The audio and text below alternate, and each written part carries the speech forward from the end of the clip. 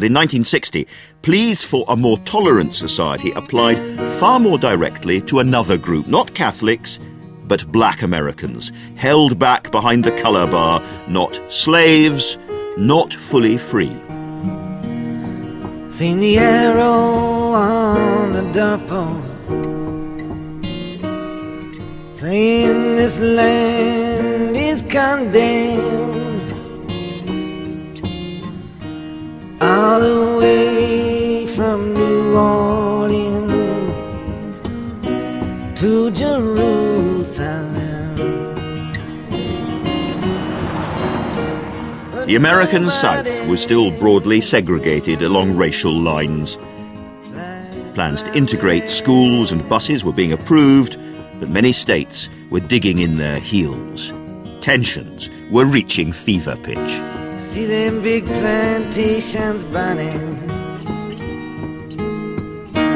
hear the cracking of the whips. It's the most vexed issue in American life historically.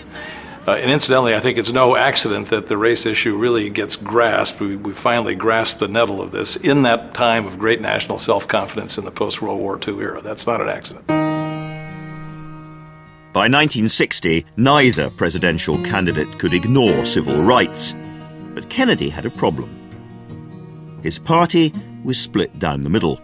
If he came out too strongly for African Americans, he risked losing the support of the white Democratic South.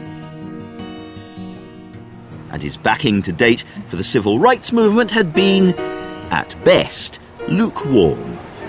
This is Ben's Chili Bowl, a Washington legend and landmark. They've all been here. Martin Luther King, Jesse Jackson, Ella Fitzgerald, Nat King Cole, Barack Obama. But not John F. Kennedy. It's been said that the only black people that Kennedy knew were valets and drivers. Many people remember Kennedy as the great champion of civil rights and Nixon as being completely on the other side. That wasn't entirely true, was it?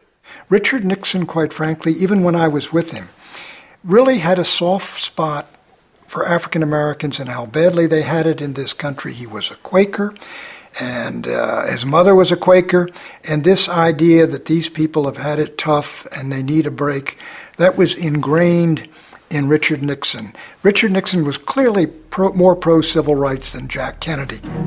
Kennedy may have had little instinctive empathy for civil rights, but in some states there were votes to be had by being seen to support black Americans. 2 weeks before the election, Martin Luther King was in jail for a ludicrous technicality. JFK made a clever tactical move. Behind the scenes, he pulled strings to get him out. The Kennedy campaign treated the news very carefully. They released it to the black news organizations and churches to garner black votes, but played it down for the white press. And for one very important reason, some of the most virulent racists around in 1960 were in Kennedy's own party, the Southern Democrats. By selectively distributing the news of how they'd helped the King family, the Kennedys gained in one district alone a 16% swing of the black vote for JFK. There's not much ambiguity in the Kennedys. They're all calculation. And they were very good at it, but it was a coldly calculated decision. So how did this play out when Kennedy became president? It was a touchstone issue after all. But after the election, Kennedy got no civil rights legislation through Congress. 2.5 years into his presidency, 250,000 people marched on Washington, and Martin Luther King had a dream, because it was still a dream.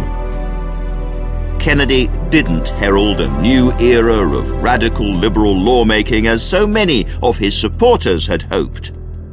If one takes a really hard, thoughtful look at the Kennedy administration, on the domestic side, there wasn't really all that much that you can point to in the way of significant accomplishments. He, however, thought of himself as a foreign policy president. His goal was to, of course, deal with the communist threat, the Soviet Union, an emerging China, the danger from nuclear weapons. And there, one can say he did have significant achievements.